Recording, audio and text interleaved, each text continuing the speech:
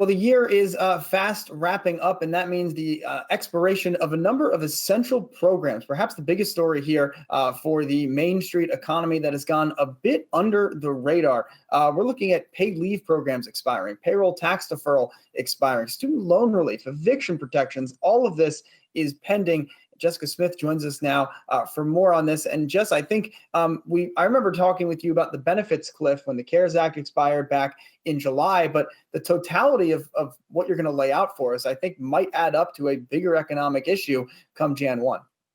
Yeah, I talked to some experts and an economist who said this is really a perfect storm as we're seeing all of these programs expire as COVID cases rise. This could be devastating on a personal level for individuals, but it could also slow the economic recovery. So let's look at some of these programs that are set to expire next month. First, you have the unemployment insurance expansions. We have those two programs, one that lets gig workers and independent contractors access benefits, the other that gives 13 extra weeks of benefits to laid off workers. Those are set to go away right after Christmas. So reportedly, millions of people could lose their benefits if those are not extended. I did speak to Congressman Richard Neal yesterday. He's the chairman of the House Ways and Means Committee. He told me it's imperative that those are extended, and he's hopeful maybe as lawmakers try to avoid a government shutdown on December 11th, that they'll be able to work out some sort of extension. We also have the eviction ban that's set to go away at the end of the year.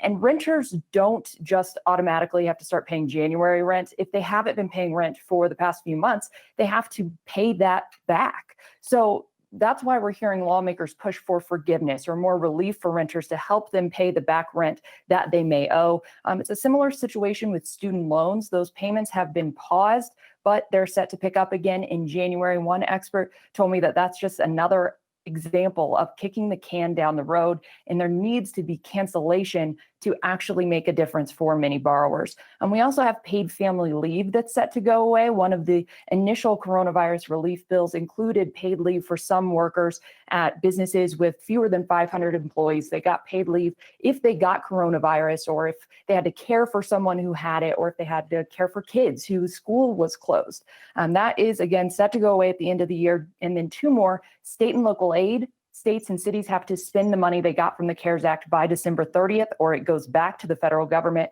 And then a small business loan program, not the Paycheck Protection Program, but this is another one that allows small businesses to get emergency loans at a low interest rate. The last day to apply for that is December 21st. So again, all of these things are happening as COVID rates are rising. One economist told me that this is an anti-stimulus measure if Congress doesn't act here instead of moving forward with more relief that is needed. And of course, President Trump and President-elect Biden could do a few things to enact these, extend these provisions, but really it's Congress that needs to step in and make a real difference. Shades of the sequester back in 2014 at the very least. Also a reminder that in a normal year, or in most years, Jan 1, okay, it is a new clean sheet of business. We're going to have a lame duck administration with 3 more weeks in power there. And I think a lot of anxiety over what happens over the next, I believe it's 56 days before Joe Biden's inauguration. All right, Jessica Smith with the latest of the goings on down in the Capitol.